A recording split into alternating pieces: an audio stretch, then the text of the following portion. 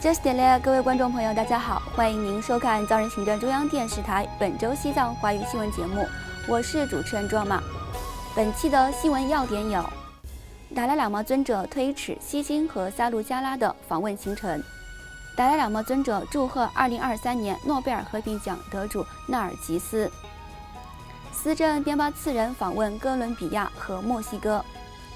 议长堪波索南丹培出席西藏青年大会成立53周年庆典。澳大利亚西藏委员会代表团访问西藏人民议会。美国人口、难民和移民局代表团访问西藏人民议会。全球性政党阿特拉斯创始人访问西藏人民议会。驻北美华人事务联络官在纽约出席两岸情势研讨会。驻布鲁塞尔代表仁增屈真根康拜会比利时布瓦法特市市长。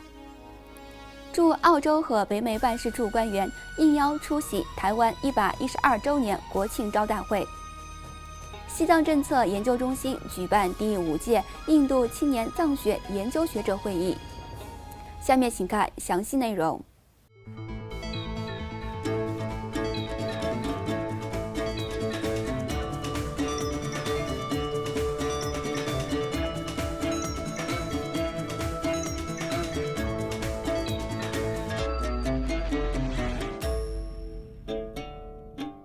西藏精神领袖第14世达赖喇嘛尊者的办公室于上周日10月8号下午发布公告，宣布由于印度西京邦近期遭受山洪袭击灾害，因此推迟原定于10月16号至22号访问甘托克和萨鲁加拉等地的计划，具体访问时间将另行通知。公告指出，达赖喇嘛尊者早前已致函西京首席部长普雷姆辛格塔蒙，对该邦山洪爆发造成的人员伤亡和严重的财产损失表示慰问。尊者在慰问函中向失去亲人的家庭表示慰问，并为所有受到这场灾难影响的人们进行了祈祷。当天，达赖喇嘛尊者启程前往印度首都新德里进行例行体检，并于本周四10月12号上午返回印北达兰萨拉，受到达兰萨拉僧俗藏人和各方信众的隆重迎接。另外，总部位于挪威奥斯陆的诺贝尔委员会于上周五10月6号宣布，将2023年度的诺贝尔和平奖颁发给伊朗人权活动家纳尔吉斯·穆罕默迪女士，以表彰她为人权、自由和平等所做的努力。西藏精神领袖第14世达赖喇嘛尊者在得知这一喜讯后，于次日致函给纳尔吉斯女士，祝贺她荣获诺贝尔和平奖。尊者在贺函中表示，他认为向纳尔吉斯女士颁发诺贝尔和平奖，也是为了表彰妇女从出生那一刻起，就在每个人的生命中发挥的重要作用。此外，藏人行政中央司政边巴次仁于上周对拉丁美洲国家的哥伦比亚首都波哥大和墨西哥首都墨西哥城展开了首次访问，并会晤两国的各界政要及举行一系列的会谈。上周五10月6号，司政边巴次仁在哥伦比亚国立大学发表了《流亡者与流离失所者：跨科学思考》为题的演讲。随后，他访问了大威德金刚佛学中心，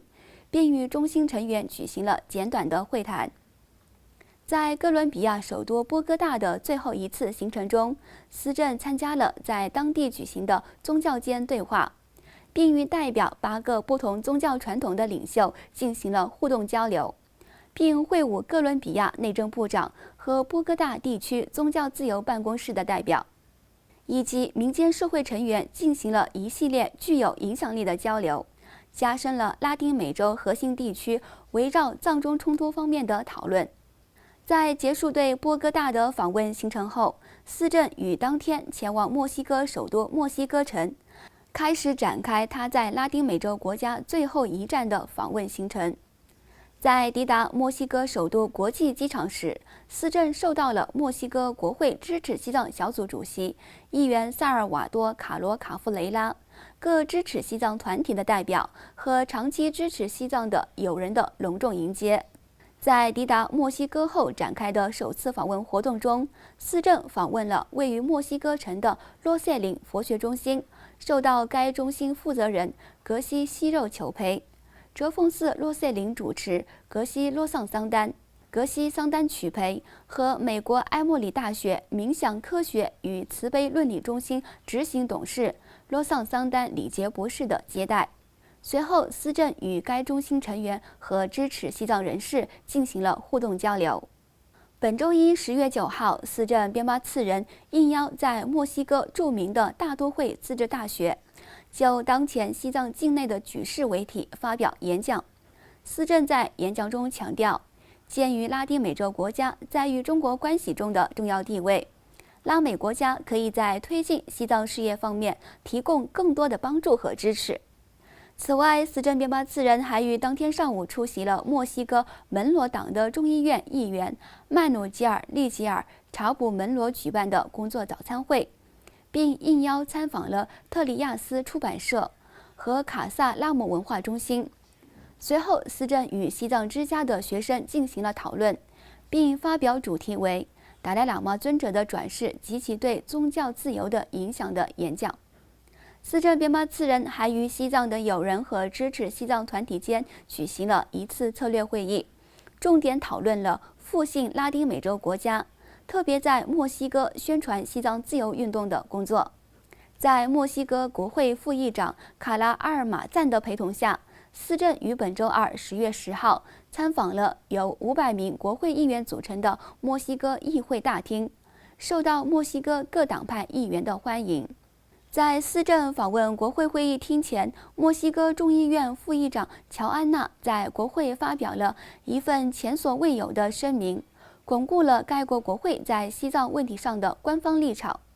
在向墨西哥议员们致辞时，司政边巴次仁呼吁将墨西哥国会的支持制度化并组织起来，确保对西藏自由事业的长期支持。司政还强调，墨西哥作为通往拉丁美洲国家门户的关键作用，鼓励墨西哥各界积极采取主动措施，提高整个拉丁美洲国家对西藏问题的认识。与此同时，流亡藏人社区最大的非官方组织西藏青年大会于上周六10月7号在印北达兰萨拉举办成立53周年庆典。西藏人民议会议长堪波索南丹培作为主要嘉宾出席庆典并致辞。议长堪波索南丹培在庆典上致辞时，首先祝贺西藏青年大会迎来成立53周年庆典，并赞扬该组织作为流亡藏人社区最大的非官方组织之一，在世界各地拥有系统的结构设置和遍布印度各地的分会在社区中所承担的责任。另外，在澳大利亚西藏委员会执行董事佐伊·贝德福德博士的带领下，2023年澳大利亚西藏委员会小西藏之旅代表团于上周四10月5号上午访问了西藏人民议会秘书处，并会见了议长堪波索南丹培、副议长卓玛次仁和常务委员会成员。正副议长欢迎澳大利亚西藏委员会代表团访问达兰萨拉，赞扬该委员会在过去35年里为西藏自由事业所做的贡献，并向成员们表示了感谢。与此同时，美国人口、难民和移民局的一个代表团于上周五10月6号访问西藏人民议会，受到议长堪波索南丹培、副议长卓玛次仁和常务委员会成员们的隆重接待。来访代表团与议长堪波索南丹培和副议长卓玛次仁进行会谈时，讨论了藏人行政中央年度预算的审批过程以及在基层的执行情况。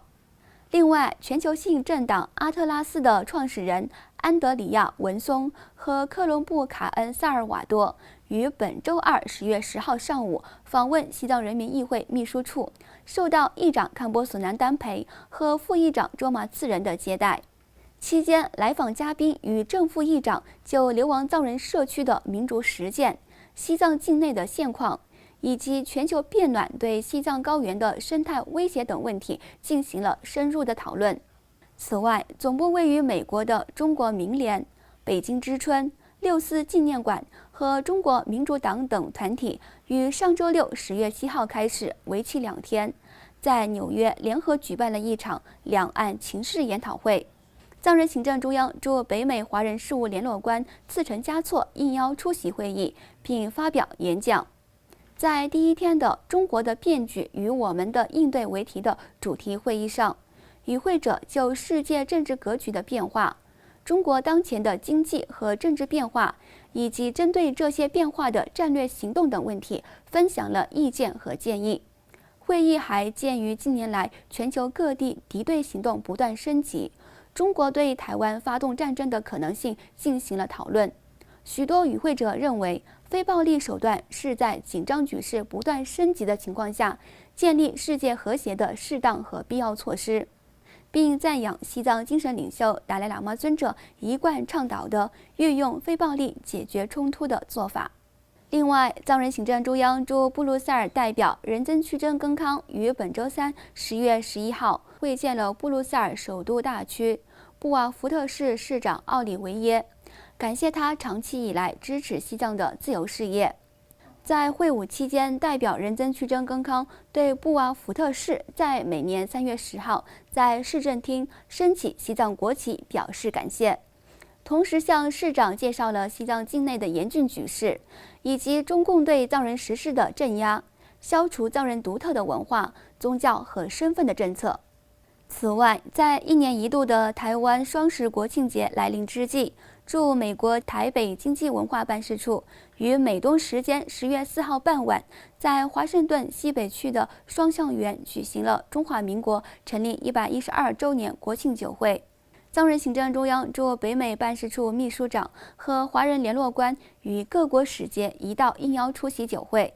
驻北美办事处秘书长次仁卓玛在酒会上拜会台湾驻美代表肖美琪女士，向台湾人民献上节日的祝贺，以及感谢肖美琪女士长期以来对西藏自由事业的支持。与此同时，因澳大利亚台北经济文化办事处的邀请，藏人行政中央驻澳大利亚代表伽马森格于上周四10月5号出席了在坎佩拉举行的中华民国112周年国庆招待会。请继续收看本期节目的最后一则消息。藏人行政中央外交与新闻部下属的西藏政策研究中心于上周四10月5号上午，在达兰萨拉近郊的萨日高等藏语学院召开第5届印度青年研究学者会议。外交与新闻部秘书长伽马曲英应邀出席会议并发表讲话。据了解，会议旨在为研究西藏和喜马拉雅地区的印度学者提供一个展示其研究成果的平台。在为期2天的会议中，来自印度不同地区的约20名印度学者展示了他们对藏学领域的研究成果和见解。观众朋友，以上就是本期节目的全部内容。欲了解更多有关西藏境内外的讯息，请登录屏幕下方的网址。感谢您的收看，我们下期节目再会。